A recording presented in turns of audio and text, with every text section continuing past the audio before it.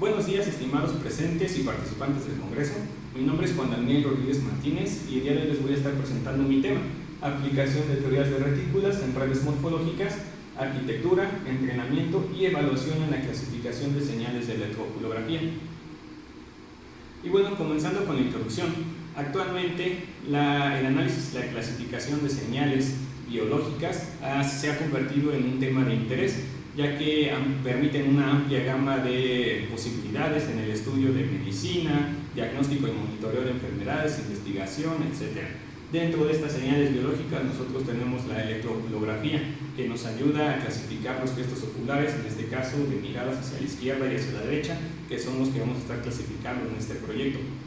Para ello vamos a utilizar dos redes neuronales, morfológicas y clásicas, con el objetivo de poder compararlas en cuanto a tiempos de procesamiento y la complejidad de su arquitectura. Para esto vamos a utilizar algunas funciones, bases de datos de electroculografía que vamos a estar explicando más adelante. En cuanto a nuestra metodología, pues la base matemática de las redes morfológicas es la teoría de retículas.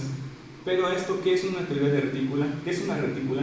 Pues es la estructura matemática de un conjunto parcialmente ordenado, donde cada par de elementos tiene un supremo, un máximo y un ínfimo. Lo que nosotros hacemos es reemplazar las operaciones tradicionales de suma ponderada y multiplicación por operaciones morfológicas como los máximos, supremos y el mínimo, ínfimos. Esto da origen a una arquitectura más simple y eficiente, ideales para entornos donde el costo computacional es ilimitado.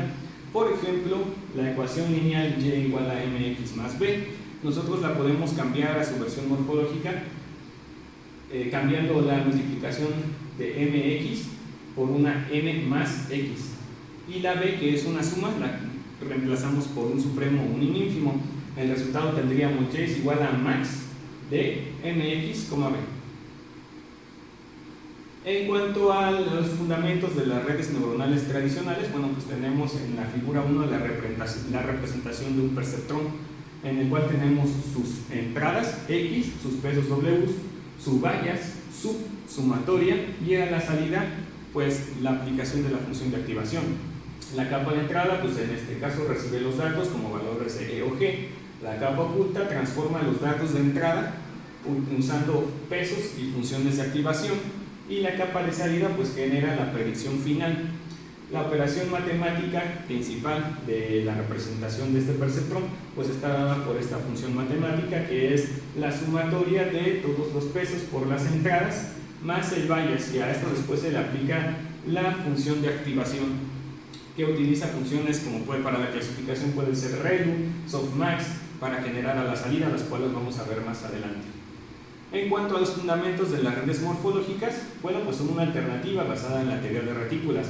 En este cuadro tenemos cómo pasamos de la ponderación de la clásica a su versión morfológica, donde habíamos comentado, reemplazamos la multiplicación del peso por la entrada por una suma y la sumatoria por un supremo.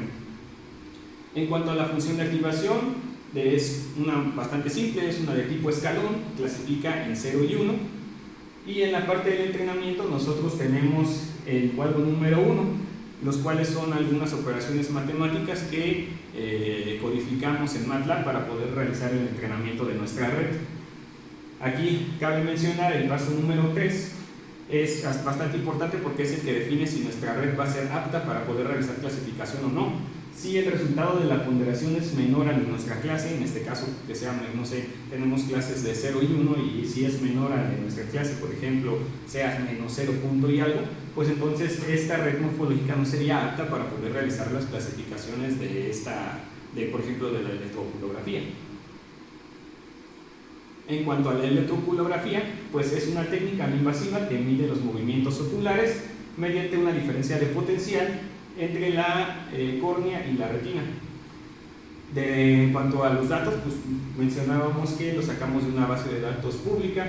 Cada señal presentó un vector de 64 características. Los datos fueron normalizados en un rango de -1 a 1 para facilitar el entrenamiento. Para este trabajo, como mencionaba, se utilizaron señales de E o G obtenidas de una base de datos las cuales registran los movimientos oculares hacia la izquierda y hacia la derecha. Cada registro, transformado en vectores de 64 características, fueron normalizadas en un rango de -1 a 1. En la figura número 2 tenemos la señal para la mirada hacia la derecha, y en la figura número 3 tenemos la mirada horizontal hacia la izquierda. El entrenamiento de la red morfológica, como comentamos, se realizó en MATLAB utilizando el algoritmo descrito en el cuadro número 1. Estos de aquí obtuvimos sus pesos. En su contraparte, la red neuronal feedforward fue implementada en Python utilizando la herramienta de TensorFlow. Aquí cabe mencionar que quisimos hacer la comparación de la misma arquitectura, perceptrón contra perceptrón.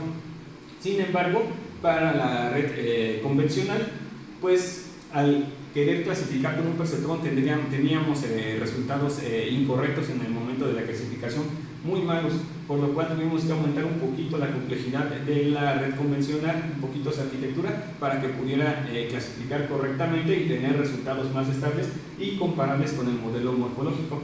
En la figura número 4 tenemos la arquitectura de la red morfológica. Únicamente tenemos sus entradas y sus datos de entradas de 65 características. Estos llegan a la ponderación morfológica que mencionamos anteriormente. Aplicando la función de tipo escalón, obtenemos la salida de 0, 1.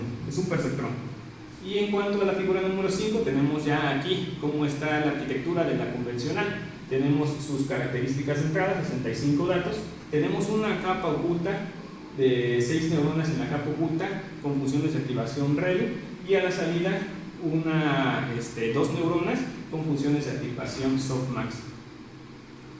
Ahora, en cuanto a los resultados que obtuvimos, pues en la red clásica no presentó errores, clasificó bastante bien la clasificación de miradas izquierda y derecha. Sin embargo, el perceptrón morfológico sí tuvo una precisión del 93.33%, lo cual es esperado debido a su simpleza. En cuanto a los tiempos de ejecución, aquí es donde tuvimos varias diferencias.